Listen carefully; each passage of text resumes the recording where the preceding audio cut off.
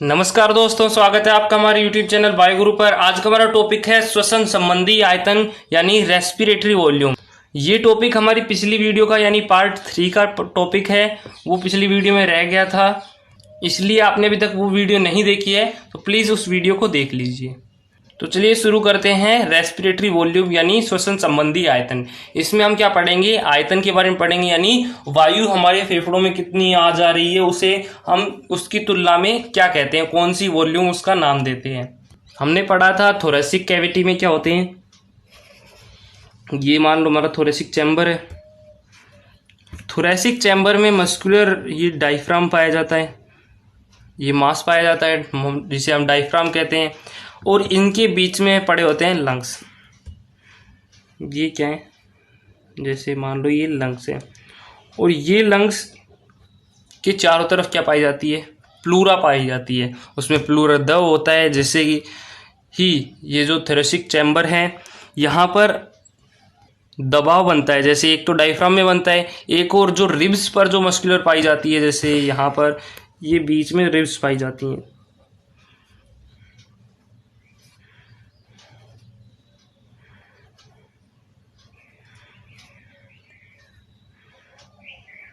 ये हमारे फेफड़े रिब्स से सुरक्षित होते हैं।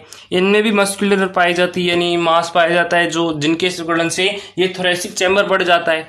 जैसे ये थोरेसिक चैम्बर इतना है, तो जब ये फैलेंगी यानी डायफ्राम थोड़ा और ऊपर होगा, डायफ्राम थोड़ा सीधा होगा, तो यहाँ पर इसके अंदर जो फेफड़े हैं उनका आकार भी बढ़ेगा। उनका आकार क्यों बढ़ेगा? क्योंकि वहाँ पर प्लूरल द्रव पाया जाता है, जिसके कारण फेफड़ों पर दबाव पड़ता है, और फेफड़ों पर दबाव पड़ने के कारण फेफड़े अपने आकार में बढ़ोतरी कर लेते हैं। और जब इसके अंदर बढ़ोतरी होगी तो इसके अंदर एक प्रेशर बनेगा, जिसके कारण वायु फेफड़ों में प्रविष्ट हो जाएगी। तो आज हम उसी के बारे में पढ़ेंगे कि जो वायु का आयतन है वो कितना हमारे फेफड़ों में आ सकता है, कितना हम लेते हैं, कितना इसमें रहता है, उसके बारे में पढ़ेंगे। तो हमें पता है कि जो फेफड़े होते हैं दो होते हैं।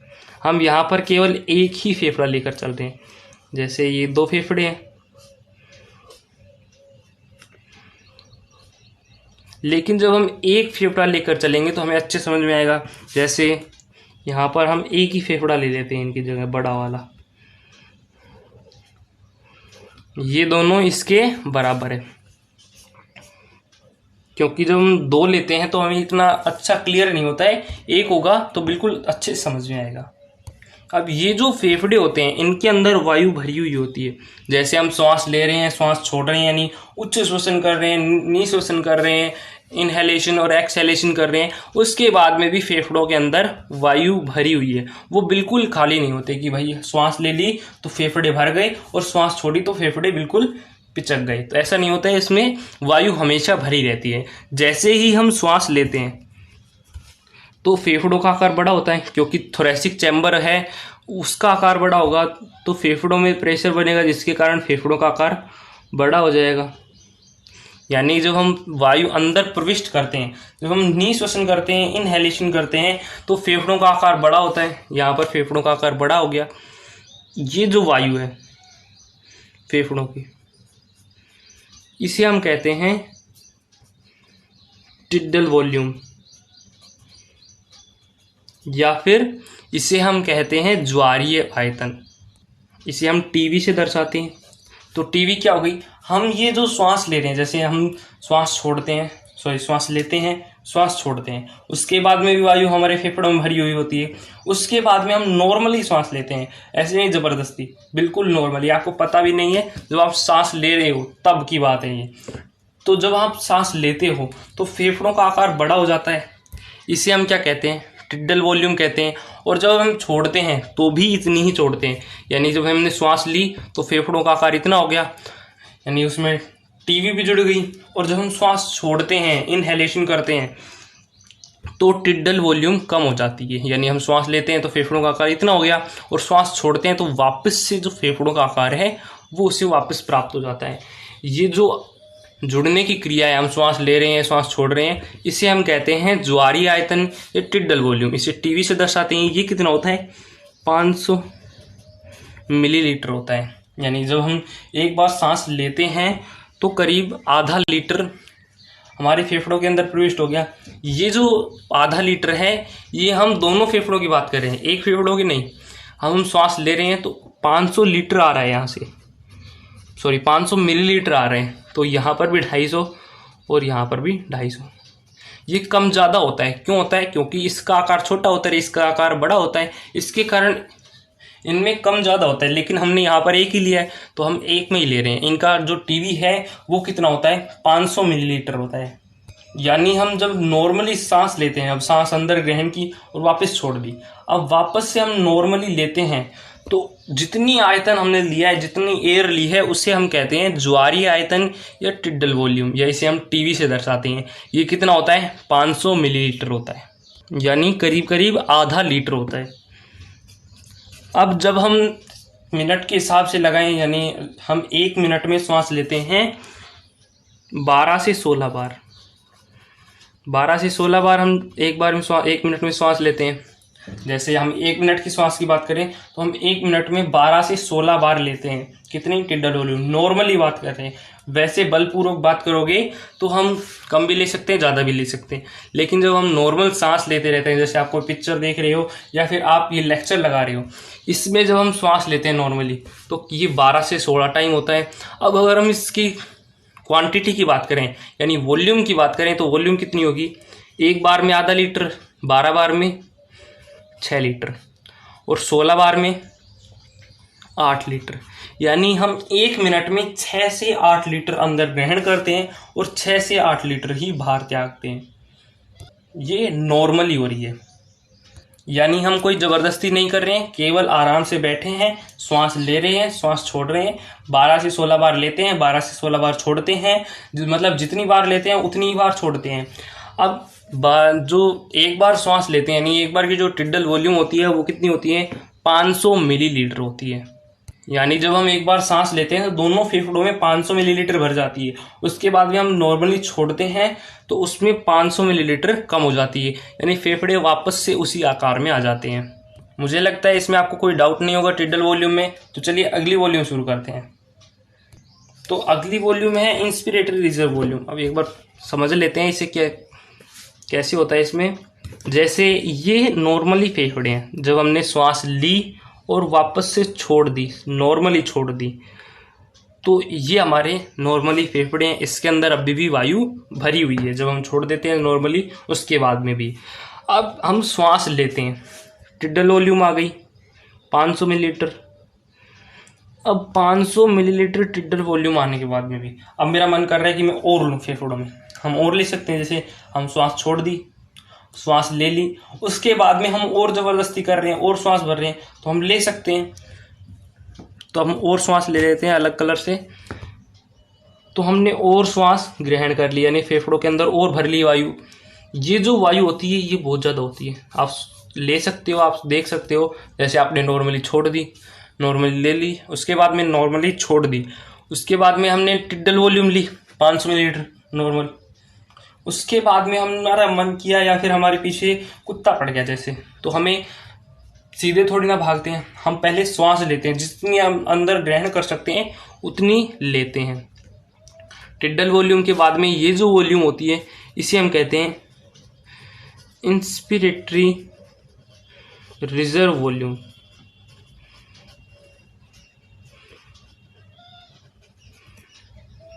यानी हिंदी में इसका नाम क्या होता है? निःश्वसन आरक्षित आयतन। यानी हमने निःश्वसन किया है, टिड्डल वॉल्यूम ली, ये तो टिड्डल वॉल्यूम है, और ये जो वॉल्यूम है यहाँ से लेकर यहाँ तक की जो हम फेफड़ों में मैक्सिमम भर सकते हैं। देखो एक बार हमने छोड़ दी नॉर्मली, फिर हमने टिड्डल वॉल्यूम ली नॉर्मल, फिर उसके बाद में हम और ग्रहण करते हैं जितनी हम ले सकते हैं, उसे हम क्या कहते हैं? इंस्पिरेटरी। यानी हमने क्या किया? इनहेलेशन किया, अंदर ग्रहण किया। तो अंदर ग्रहण को करने को क्या कहते हैं? इंस्पायर कहते हैं। तो इंस्पिरेटरी यानी अंदर ग्रहण की रिजर्व वॉल्यूम, जितनी हम ले सकते हैं रिजर्व पहले से रखने के लिए, जितनी हम ले सकते हैं वॉल्यूम, उसे हम क्या कहते हैं? इंस्पिरेटरी रिजर्व वॉल्यूम, यानी निःश्वसन आरक्षित आयतन। निःश्वसन आरक्षित आयतन यानी हमने निःश्वसन किया, उसके बाद में हम कितनी ग्रहण कर सकते हैं, कितनी स्टोर रख सकते हैं, आरक्षित रख सकते हैं, तो उसे हम क्या कहते हैं, निःश्वसन आरक्षित। और जो एयर ग्रहण की है उसका कोई आयतन होगा तो उसे हम क्या कहते हैं, निःश्वसन आरक्षित आयतन, यानी IRV, इंस्पिरेटरी रिजर्व वॉल्यूम। ये कितनी होती है, 2500 से लेकर 3000 ml तक हो सकती है। यानी हम श्वास लेते हैं नॉर्मल, टिड्डल वॉल्यूम आ गई, वो कितनी आती है, केवल 500 मिलीलीटर आती है। उसके बाद में हम मैक्सिमम सांस ले लेते हैं, जितनी हम ले सकते हैं वो कितनी होती है, 2500 से 3000 ml, यानी 2500 से लेकर 300 ml तक, 2.5 लीटर से लेकर 3 लीटर तक हम मैक्सिमम एयर स्टोर कर सकते हैं। इसका मान कितना होता है, इसे हम क्या कहते हैं, IRV, इंस्पिरेटरी रिजर्व वॉल्यूम, यानी निःश्वसन आरक्षित आयतन। ये जो इंस्पिरेटरी रिजर्व वॉल्यूम है ये टिड्डल वॉल्यूम से 5 से 6 गुना होती है। जैसा कि इसमें आधा लीटर है, इसमें 2.5 लीटर है और इसमें 3 लीटर, 2.5 से 3 लीटर, यानी ये 5 से 6 लीटर तक होती है। 5 से 6 गुना ज़्यादा होती है टिड्डल वॉल्यूम से। जैसे हमने श्वास लिया, आप देख भी सकते हो, नॉर्मल श्वास लेते हैं तो उसमें थोड़ी आवाज़ आती है, वो कितनी होती है, 500 मिलीलीटर होती है। उसके बाद भी हम ज़बरदस्ती भरते हैं तो बहुत ज़्यादा आवाज़ आती है, उसका मान कितना होता है, 2500 से 3000 ml। इसमें कोई डाउट, आगे एक बार फिर से रिपीट करेंगे। अभी तीसरी वॉल्यूम पढ़ते हैं। तो तीसरी वॉल्यूम में हम क्या करते हैं, जैसे ये हमारे फेफड़ों का सामान्य आकार है, जो हमने टिड्डल वॉल्यूम ली और टिड्डल वॉल्यूम छोड़ दी, यानी 500 मिलीलीटर लिया और 500 मिलीलीटर छोड़ दिया, उसके बाद में फेफड़ों का जो सामान्य आकार होता है वो उसे प्राप्त हो जाता है। उसके बाद में जैसे हमने टिड्डल वॉल्यूम ली 500 मिलीलीटर, ठीक है, 500 मिलीलीटर वापस छोड़ दी, ये क्या है, टीवी है। अभी शुरू में हमने बात की थी कि फेफड़ों के अंदर फिर भी वायु बची रहती है, हम टिड्डल वॉल्यूम ग्रहण करते हैं, छोड़ते हैं, उसके बाद भी फेफड़ों में वायु भरी हुई होती है। अब हम इस वायु में से ज़बरदस्ती निकाल सकते हैं। जैसे हमने 500 मिलीलीटर ली, 500 मिलीलीटर छोड़ दी, उसके बाद में हमारा मन किया और छोड़े ज़बरदस्ती, तो हम ज़बरदस्ती और छोड़ सकते हैं क्योंकि इसके अंदर वायु भरी हुई होती है। तो मान लो हमने यहाँ तक ये वाली ज़बरदस्ती छोड़ दी, हम जितना छोड़ सकते हैं वो केवल इतना ही होता है, यानी इसके करीब आधा छोड़ सकते हैं। जिससे श्वास में हमने ली, श्वास छोड़ दी, उसके बाद में फेफड़ों में जितनी वायु बची है उसका करीब आधा हम निकाल सकते हैं, और बाकी का जो आधा है वो हम नहीं निकाल सकते। पहले इसके बारे में बात कर लेते हैं। यानी हमने क्या किया, इनहेलेशन किया, एक्सहेलेशन किया, उसके बाद में हम और निकालना चाहते हैं, एक्सहेलेशन में और निकालना चाहते हैं, तो उसे हम क्या कहेंगे, एक्सहेलेशन रिजर्व वॉल्यूम या फिर एक्सपिरेटरी रिजर्व वॉल्यूम।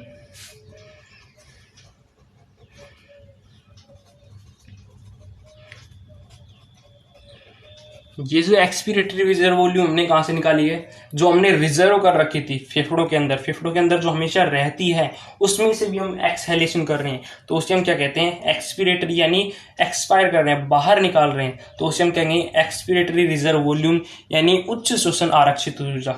क्योंकि जब हम उच्च श्वसन करते हैं, इन एक्सहेलेशन का मतलब उच्च श्वसन, तो उच्च श्वसन करते हैं और आरक्षित, उसमें भी हमने क्या कहा था, निःश्वसन आरक्षित आयतन, और इसमें हमने क्या कहा है, उच्च श्वसन आरक्षित आयतन, यानी हम जितना बाहर निकाल सकते हैं मैक्सिमम टिड्डल वॉल्यूम के बाद में, उससे हम क्या कहते हैं, एक्सपिरेटरी रिजर्व वॉल्यूम, यानी ERV। उसके बाद में भी फेफड़ों में हवा भरी हुई होती है, ये वाली, इसे कोई नहीं निकाल सकता है। आज तक ऐसा कोई माइकल लाल पैदा नहीं हुआ है जो इसे निकाल सकता है, चाहे कितना भी बल लगा लो, कितना भी जोर लगा लो, लेकिन ये जो फेफड़ों के अंदर बची हुई है इसे हम बाहर नहीं निकाल सकते हैं। इसे हम क्या कहते हैं, रेजिडेंडल वैल्यू।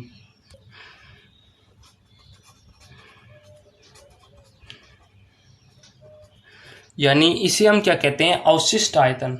यानी हमने 500 मिलीलीटर ली, 500 मिलीलीटर छोड़ दी, उसके बाद में हमने ERV भी छोड़ दिया, यानी एक्सहेलेशन कर दिया ज़बरदस्ती, उसके द्वारा हम कितनी वायु निकाल सकते हैं, उसके द्वारा हम 1000 से लेकर 1100 ml तक निकाल सकते हैं। यानी हम जो नॉर्मली श्वास करते हैं उससे भी ज़्यादा, उससे 2 गुना हम निकाल सकते हैं ज़बरदस्ती।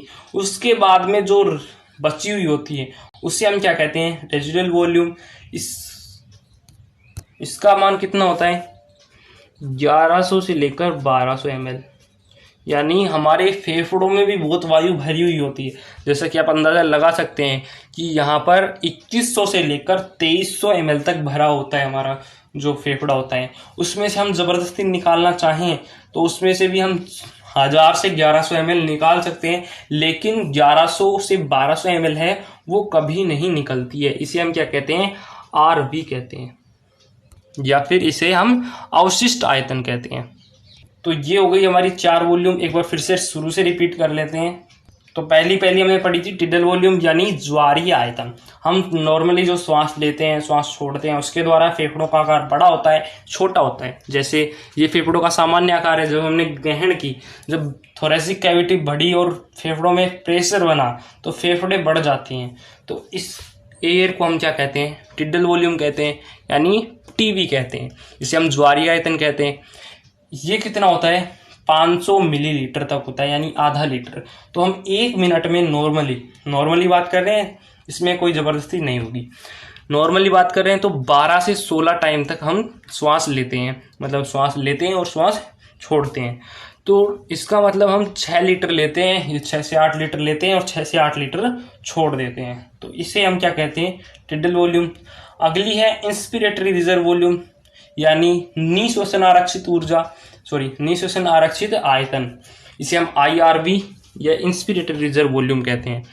इसका मान कितना होता है, 2500 से 3000 ml। इसमें क्या होता है, जैसे हमने फेफड़ों में छोड़ दिया हुआ टिडल वॉल्यूम छोड़ दी, उसके बाद में हमने टिडल वॉल्यूम ली, 500 मिलीलीटर लिया, उसके बाद में हम जबरदस्ती कर रहे हैं और बलपूर्वक उसके अंदर भर रहे हैं, तो उसे हम क्या कहते हैं, इंस्पिरेटरी रिजर्व वॉल्यूम यानी IRV। उसके बाद में अगली थी एक्सपिरेटरी रिजर्व वॉल्यूम, यानी उच्च श्वसन आरक्षित ऊर्जा। इसका मान कितना था, 1000 से 1100। अभी हमने बात की थी शुरू में कि जब हम श्वास लेते हैं, श्वास छोड़ते हैं, उसके बाद में फेफड़ों में हवा भरी हुई होती है। अब हमने श्वास ली, टिडल वॉल्यूम छोड़ दी, यानी 500 मिलीलीटर लिया, 500 मिलीलीटर छोड़ दिया। उसके बाद में जो फेफड़ों में हवा बच रही है उसमें से हम निकालना चाहते हैं, तो जितनी हम मैक्सिमम निकाल सकते हैं उसे हम क्या कहते हैं, एक्सपिरेटरी रिजर्व वॉल्यूम। इसका मान 1000 से 1100 ml होता है। अब फेफड़ों में जितनी हम निकाल सकते हैं उसके बाद में भी फेफड़ों में बची हुई होती है। जैसे फेफड़ों का सामान्य आकार ये था, उसके बाद में हमने जब निकाल दी तो फेफड़ों का आकार क्या हो गया, ये हो गया। इसमें अंदर जो वायु भरी हुई है उससे हम क्या कहते हैं, रेजिडुअल वॉल्यूम यानी RV, जिसे अवशिष्ट आयतन भी कहते हैं। ये कितना होता है, 1100 से 1200 ml। तो ये तो हो गई हमारी इंस्पिरेटरी वॉल्यूम। अगला टॉपिक है इंस्पिरेटरी कैपेसिटी। श्वसन क्षमताएं यानी श्वसन संबंधी क्षमताएं और इंस्पिरेटरी कैपेसिटी। इसमें हम क्या करते हैं, इसमें शब्द है कैपेसिटी। कैपेसिटी का मतलब होता है, यानी हम इसमें फेफड़ों में क्या करते हैं, श्वसन छोड़ते हैं, श्वसन लेते हैं, जबरदस्ती श्वसन छोड़ते हैं, जबरदस्ती श्वसन लेते हैं, और उसके बाद में भी जो रेजिडुअल वॉल्यूम है वो बची रह जाती है। अब वो जो 4 वॉल्यूम हैं उनमें से यदि हम 2 या 2 से ज़्यादा हम यदि उनको जोड़ देते हैं तो वो बन जाती हैं कैपेसिटी, यानी रेस्पिरेटरी कैपेसिटी। जैसे अभी हमने पढ़ा था फेफड़ों का सामान्य आकार होता है, हम टिडल वॉल्यूम लेते हैं, टिडल वॉल्यूम छोड़ते हैं, ज्वारीय आयतन लेते हैं, ज्वारीय आयतन छोड़ देते हैं। उसके बाद में इसमें फेफड़ों के अंदर वायु भरी हुई होती है, बची हुई होती है, उसमें से यदि हम और बाहर निकालना चाहें तो उसे हम कहते हैं ERV। और जो बची हुई शेष रह जाती है उसे हम क्या कहते हैं, इसे हम कहते हैं रेजिडुअल वॉल्यूम यानी अवशिष्ट आयतन। अब इन दोनों को यदि जोड़ दें, यानी जो फेफड़ों का हम सामान्य आकार देखें, जैसे हमने टिडल वॉल्यूम ली, टिडल वॉल्यूम छोड़ दी, उसके बाद में फेफड़ों में जो आकार बचा हुआ, जो हवा बची हुई है उसे हम कहते हैं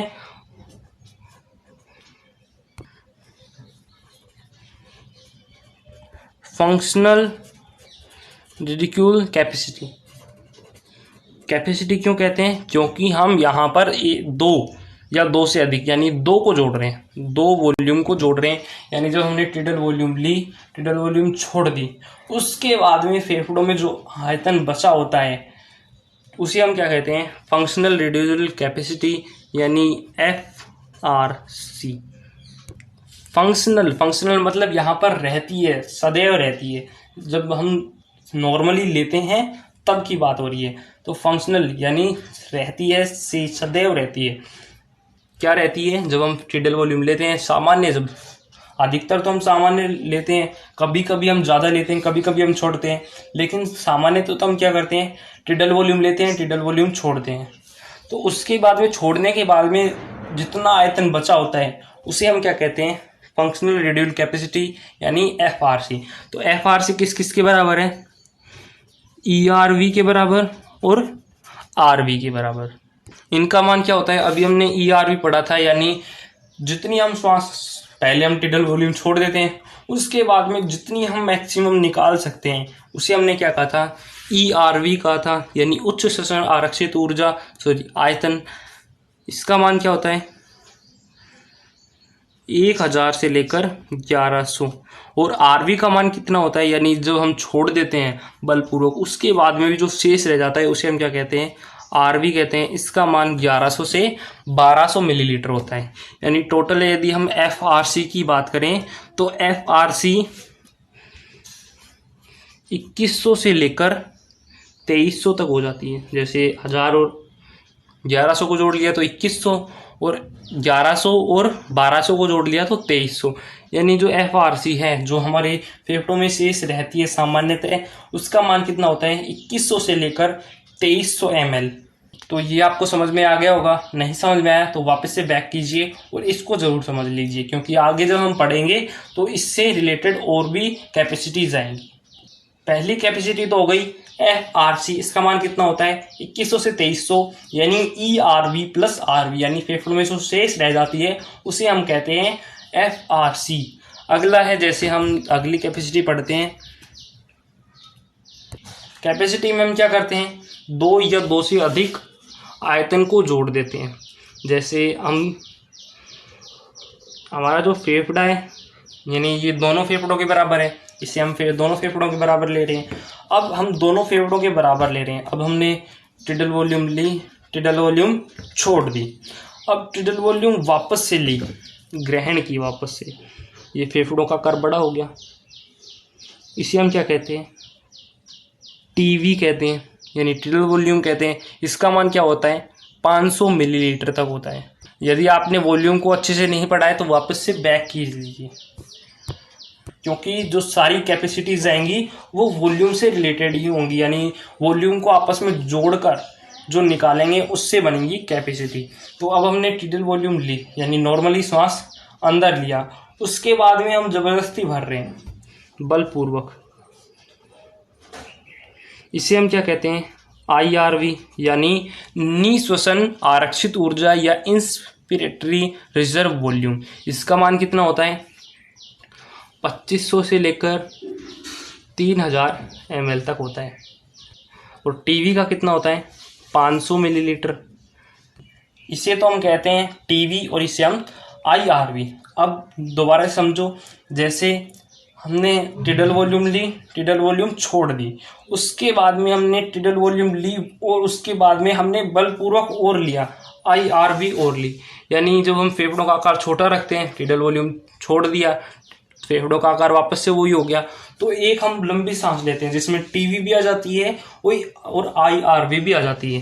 यानी ये जो आयतन है टीवी प्लस IRV, ये कहलाता है IC, यानी इंस्पिरेटरी कैपेसिटी। इंस्पिरेटरी कैपेसिटी में हम क्या करते हैं? टिडल वॉल्यूम छोड़ते हैं, उसके बाद में हम बलपूर्वक सांस लेते हैं जिसमें टीवी भी आ जाती है और IRV भी आ जाती है। इसे हम क्या कहते हैं? IC कहते हैं, इंस्पिरेटरी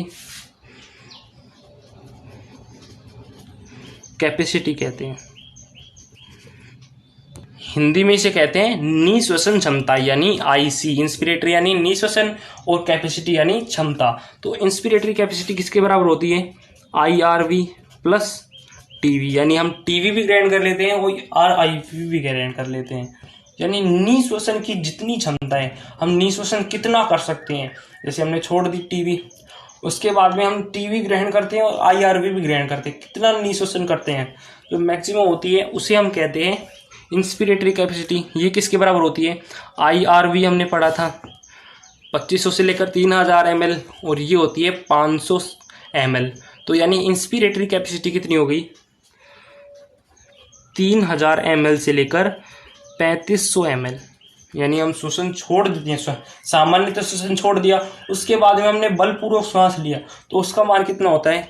3000 ml से लेकर 3500 ml तक। तो ये हो गई इंस्पिरेटरी वॉल्यूम। अब अगली इंस्पिरेटरी कैपेसिटी। अब अगली कैपेसिटी पढ़ते हैं। जैसे हम श्वास लेते हैं, श्वास छोड़ देते हैं, उसके बाद में फेफड़ों का आकार इतना बचता है सामान्यतः। ये हमने दोनों फेफड़ों का ले रखा है एक साथ। अब हमने इसमें टिडल वॉल्यूम ली, 500 ml ले लिया, ये 500 ml ले लिया, यानी टिडल वॉल्यूम ले ली। उसके बाद में फेफड़ों से शेष जो हवा है वो बची रह जाती है, उसमें बची रह जाती है और हम उससे निकालना चाहें तो उससे निकाल सकते हैं। ERV निकाल सकते हैं, इसे हम क्या कहते हैं? ERV कहते हैं। इसका मान कितना होता है? 1000 से लेकर 1100 ml तक होता है। अब हम श्वसन लेते हैं, टीवी सामान्यतः श्वसन लेते हैं और सामान्यतः श्वसन छोड़ते हैं, टीवी छोड़ते हैं।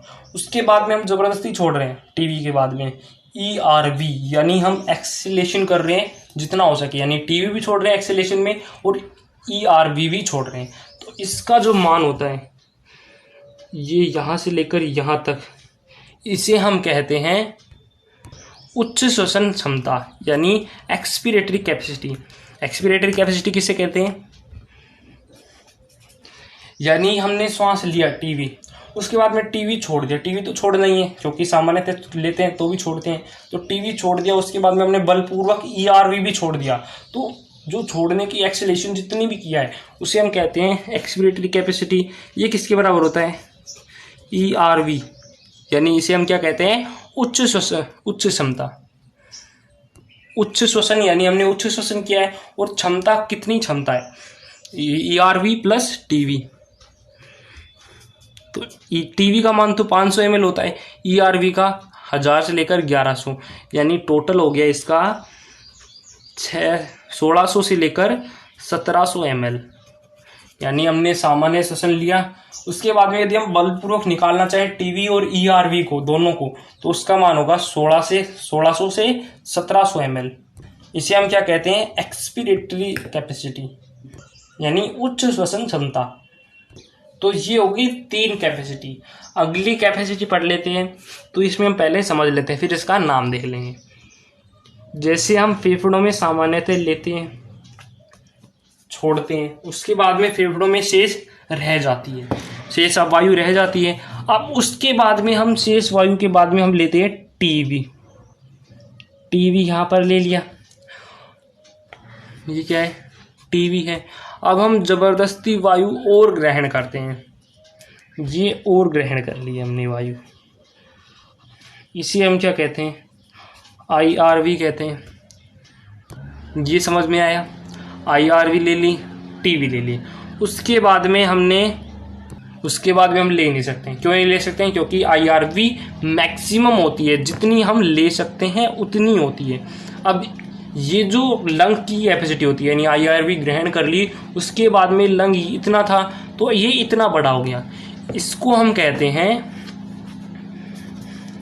कहते हैं? Total lung capacity. यानी लंग की कितनी कैपेसिटी है वो इससे आ जाती है। इसमें क्या क्या होता है? जैसे ये जो फेफड़ों का सामान्य आकार है, इसमें क्या क्या होता है? ERV होता है और RV होता है, यानी जो टोटल लंग कैपेसिटी है TLC है, ये इन चारों के बराबर होती है। यानी लंग में कितनी कैपेसिटी हवा आ सकती है वो होती है बराबर किसके, इन तीनों के, सॉरी इन चारों के। चारों कौन कौन से होते हैं, टोटल लंग कैपेसिटी, ये पूरी लंग कैपेसिटी, इसके अंदर कौन कौन आते हैं, IRV plus TV plus ERV plus RV। तो ये आपको याद रखना है कि जो टोटल लंग कैपेसिटी होती है उसमें चारों का जोड़ होता है, IRV plus TV plus ERV और RV।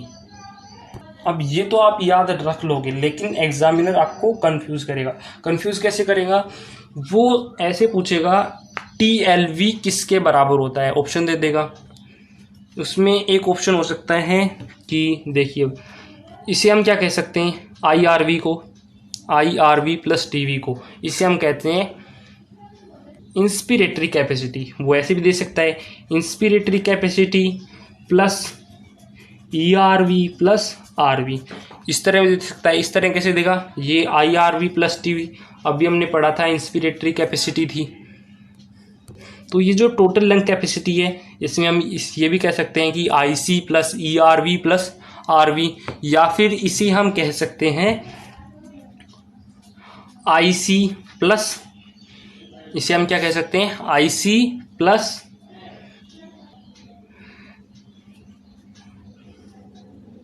Functional रेड्यूल capacity. यानी ये तो टोटल लाल वाली कितनी हो गई, फंक्शनल रेड्यूल कैपेसिटी, और ऊपर वाली क्या हो गई, IC यानी इंस्पिरेटरी कैपेसिटी। तो ये जो TLV होती है टोटल लंग कैपेसिटी, वो किसके बराबर होती है, IC बराबर IC प्लस FRC, किसके बराबर हो गया, IC प्लस FRC। ऊपर हमने क्या पढ़ा, TLC किसके बराबर होता है, IRV, TV, ERV और RV। या फिर इसे हम कह सकते हैं IC, ये इन दोनों का टोटल कितना हो गया, IC यानी इंस्पिरेटरी कैपेसिटी, हम कितना ग्रहण कर सकते हैं, इंस्पिरेटरी कैपेसिटी, उसके बाद में ERV और RV। या फिर इसे हम कह सकते हैं IC प्लस FRC। अब इसमें और कोई बन सकता है, हाँ और कोई भी बन सकता है कि IRV, ये IRV हो गया ऊपर का, और इन दोनों को हम क्या कहते हैं सम्मिलित रूप से, इन दोनों को हम कहते हैं एक्सपिरेटरी कैपेसिटी। यानी हमने टिडल वॉल्यूम ली और टिडल वॉल्यूम छोड़ने के साथ साथ उसमें ERV भी छोड़ दी, तो उसको हम क्या कहते हैं, EC कहते हैं, यानी इंस्पिरेटरी कैपेसिटी कहते हैं। तो IRV plus EV plus RV। मैं समझता हूं कि आपको ये समझ में आ गया होगा टोटल लंग कैपेसिटी, यानी लंग में कितनी हवा भर सकती है, उसमें किसका भी जोड़ हो सकता है, किसका भी भाग हो सकता है, वो सब कर दो और वो आ जाएगी टोटल लंग कैपेसिटी। एक लास्ट और पढ़ लेते हैं, उसका नाम है वैलिड कैपेसिटी। तो पहले हम समझ लेते हैं इसे कहते किसे हैं। जैसे हमने श्वास छोड़ दी, टिडल वॉल्यूम छोड़ दी, उसके बाद में फेफड़ों का कार्य ये है, उसके बाद में हम जबरदस्ती कर रहे हैं और छुड़वा रहे हैं। फेफड़ों में जो हवा भरी हुई है फंक्शनल रेडियल कैपेसिटी, उसमें से हम और कम कर रहे हैं। ये क्या हो गई, रेडियल कैपेसिटी हो गई, और ये क्या हो गई, ERV हो गई, यानी ERV भी हमने बाहर निकाल दी। अभी तक हमने जितनी भी कैपेसिटी पढ़ी है, जैसे हमने पढ़ा है कि हम TV लेते हैं, उसके बाद में IRV भी ग्रहण कर लेते हैं, लेकिन जब हम श्वास छोड़ते हैं उसमें क्या होता है, IRV भी बाहर चला जाता है और TV भी बाहर चला जाता है। यानी हम जितनी श्वास छेड़ते हैं, फेफड़ों का आकार ये रेड वाला है तो ये रेड वाला ही रहेगा। जैसे हम TV लेते हैं तो TV छोड़ देते हैं, और TV के साथ यदि हम IRV भी लेते हैं तो अगली ही श्वास में जब हम छोड़ते हैं तो हम छोड़ने के साथ साथ हम IRV को भी छोड़ देते हैं और TV को भी छोड़ देते हैं, यानी जो फेफड़े हैं वो अपना आकार वापस से ग्रहण कर लेते हैं। और यदि हम TV के साथ ERV छोड़ दें तो अगली ही श्वास में जो फेफड़े हैं वो वापस से क्या ले लेंगे, ERV भी ले लेंगे और TV भी ले लेंगे। यानी जो फेफड़े हैं उनका आकार निश्चित होता है, यानी वो निश्चित होते हैं, और जब हम श्वास लेना होता है तो TV भर जाती है और TV निकल जाती है, लेकिन उसका जो फंक्शनल रेडियल कैपेसिटी है वो उसे बरकरार बनाए रखना चाहता है। यदि हम ERV छोड़ देते हैं तो अगली श्वास में ERV ग्रहण कर लेता है, और यदि हम IRV उसमें अंदर ठूस देते हैं तो वो अगली श्वास में उसे भी बाहर निकाल देता है। यानी हम ERV क्या कर देते हैं, ईआरवी छोड़ देते हैं, टिडियल वॉल्यूम के साथ ईआरवी छोड़ दी। अब हम जब ग्रहण करेंगे तो उसमें ईआरवी आएगी, और यदि हम और लेना चाहें तो ईआरवी और टीवी तो आएगी। जब भी हम श्वास लेते हैं तो उसमें टीवी अवश्य आती है, और जब भी हम श्वास छोड़ते हैं तो उसमें टीवी हमेशा जाती है। नॉर्मल की बात करते हैं। अब जब हमने ईआरवी छोड़ दी, उसके बाद में जब हमने ईआरवी वापस से सांस ली तो ईआरवी तो भरेगी, उसके बाद में टीवी भरेगी, उसके बाद में हम जबरदस्ती और भरना चाहते हैं। इंस्पिरेटरी रिजर्व वॉल्यूम भी भरना चाहते हैं, यानी हमने ईआरवी बलपूर्वक छोड़ दी, उसके बाद में हमने ग्रहण की तो ईआरवी भर गई और टीवी भर गई, उसके बाद में भी हम जबरदस्ती भर रहे हैं आईआरवी, तो उसे हम क्या कहते हैं, यानी ये जो टोटल हो गई कौन सी, ये वाली, ये हमने एक श्वास में ग्रहण की, पहले ईआरवी छोड़ दी, फिर उसके बाद में ईआरवी भर गई, टीवी भर गई, और हमने बलपूर्वक आईआरवी भर दिया। तो ये जो कैपेसिटी है एक सांस में सबसे ज़्यादा होती है, इसे हम क्या कहते हैं, इसे हम विडल कैपेसिटी कहते हैं। विडल कैपेसिटी यानी जैव क्षमता, इसे हम वीसी से दर्शाते हैं। यानी जैव क्षमता क्या होती है, हमने ईआरवी बलपूर्वक निकाल दी, उसके बाद में हम जितनी लंबी सांस ले सकते हैं वो होती है वीसी। या ईआरवी छोड़ दी, उसके बाद में ईआरवी ग्रहण की, आईसी ग्रहण की, और बलपूर्वक आईआरवी भी ग्रहण कर ली, यानी एक श्वास में हमने कितनी ग्रहण कर ली, विटल कैपेसिटी ग्रहण कर ली।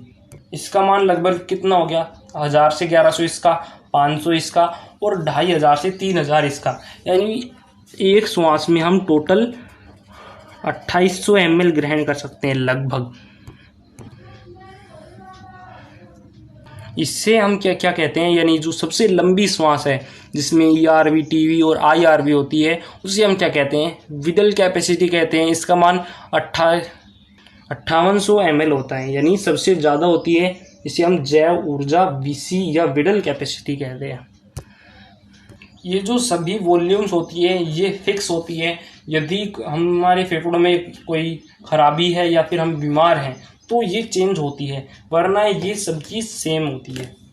तो इसे हम मापते रहते हैं। मापते किसके द्वारा रहते हैं, हम एक यंत्र लेते हैं जिसका नाम है स्पायरोमीटर, उसके द्वारा हम इन वॉल्यूम्स को माप सकते हैं। तो एक बार समझ लेते हैं उसमें मापन कैसे होता है। इसमें क्या होता है, जैसे हम श्वास मापना चाहें कोई भी, जैसे ये कोई बंदा है, अब यदि हमें इसकी वॉल्यूम्स मापनी है तो इसकी वॉल्यूम्स कैसे मापेंगे, तो हम स्पायरोमीटर में होता क्या है, इसमें जल का पात्र लेते हैं हम, जैसे ये हमने जल का पात्र ले लिया। अब इस जल के पात्र में जल भरा हुआ है, उसके अंदर हम एक डाल देते हैं डब्बा। ये इसका सैद्धांतिक चित्र है। वैसे ये जो स्पायरोमीटर होता है ये थोड़ा अलग टाइप का होता है, लेकिन इसका सिद्धांत बता रहे हैं कि इसमें सिद्धांत होता कैसे है। अब इसमें डब्बे में हवा भरी होती है और इस जल के पात्र में जल भरा हुआ होता है, और इसके अंदर से, यानी जो बंदा है इसके अंदर से हम नली डालते हैं, और ये नली हम डाल देते हैं अंदर इस पाइप के अंदर, सॉरी इस डब्बे के अंदर इस पाइप को डाल दिया। अब इस डब्बे से जुड़ी हुई होती है एक पेन, पहले हम बना लेते हैं। इससे एक रस्सी बंधी हुई होती है, यहाँ पर लगी हुई होती है पुली, और ये हो गई एक पुली। उसके बाद में यहाँ पर एक पेन लगा होता है, यहाँ पर पेन बंधा होता है, जैसे ये पेन हो गया, और यहाँ पर लगा दी जाती है कागज़। जैसे हम यहाँ पर कागज़ लगा देते हैं, ये हमने कागज़ लगा दिया। अब जब बंदा सांस लेगा, जब हमने सांस ली, ग्रहण की अंदर, तो यहाँ पर इसके अंदर जो वायु भरी हुई है डब्बे के अंदर, वो वायु कम होगी, और वो वायु कम होगी तो ये डब्बा ऊपर जाएगा, थोड़ा सा ऊपर जाएगा, तो ये पेन थोड़ा सा नीचे चला जाएगा, ये पेन थोड़ा नीचे चला जाएगा, यहाँ तक चला गया। उसके बाद में उसने छोड़ी वायु, तो इसके अंदर वायु भर गई, तो ये ऊपर हो गया, ये ऊपर हो गया तो ये पेन नीचे हो गया, सॉरी ये ऊपर हो गया। एक बार फिर से समझ लेते हैं दोबारा से। जब इसने वायु इसके अंदर से ले ली, वायु इसके अंदर ले ली तो ये डब्बा ऊपर हो गया, ये पेन नीचे हो गया। और जब इसने वायु छोड़ दी, सॉरी थोड़े गलत बता रहे हैं, इसमें क्या होता है, इसमें ये इसके अंदर वायु भरी हुई होती है, ये वायु इसमें ग्रहण करता है। अब इसने ग्रहण की तो इसमें वायु कम हो गई और जल थोड़ा ज़्यादा हो गया। जल ज़्यादा होने के कारण ये नीचे आ गया, ये पहले नीचे आएगा, तो ये नीचे आएगा तो ये पेन ऊपर होगा। ये नीचे का नहीं है, ये पेन ऊपर हो गया, ठीक है। अब जब ये छोड़ता है वापस से तो इसके अंदर वायु भर जाती है और ये डब्बा ऊपर हो जाता है, पेन नीचे चला जाता है। तो इस तरह से हम जब सामान्य श्वसन लेते हैं तो इस तरह से ये पेन जो है वो ग्राफ बना देता है। इसे हम क्या कहते हैं, इसे हम टीवी कहते हैं, यानी हम सामान्य श्वसन ले रहे हैं। अब यदि इसमें बहुत ज़्यादा श्वास ले ले, बलपूर्वक श्वास ले ले, यानी IRV ग्रहण कर ले, IRV ग्रहण कर लेगा तो इस डब्बे में बिल्कुल वायु कम हो गई। तो ये इस डब्बे में बिल्कुल वायु कम होने के कारण ये डब्बा नीचे चला जाएगा और पेन जो है वो ऊपर हो जाएगा। जैसे यहाँ पर सामान्य चल रहा था तो ये टिडल वॉल्यूम इसने ले ली, उसके बाद में इसने बलपूर्वक ले लिया तो ये ग्राफ कुछ इस तरह चला जाएगा। अब उसने सारी छोड़ दी, अब उसने सामान्य ली, सामान्य छोड़ दी। उसके बाद में यदि वो सामान्य श्वसन से ज़्यादा सारे सामान्य उच्च श्वसन से ज़्यादा करता है, ERV भी छोड़ देता है, तो इस डब्बे के अंदर ERV जो है वायु वो भर जाएगी और उसके भरने के कारण ये डब्बा ऊपर आ जाएगा और ये पेन नीचे चला जाएगा, जिसके कारण ग्राफ कुछ इस तरह से हो जाएगा। इस तरह से ये जो स्पायरोमीटर होता है ये श्वसन मापता है। यहाँ पर हमारा टॉपिक कंप्लीट होता है। हमने आज 4 आयतन पढ़े और 5 क्षमताएं पढ़ी। अगली वीडियो में हम कृत्रिम श्वसन और श्वसन संबंधी रोगों के बारे में पढ़ेंगे। तब तक के लिए धन्यवाद।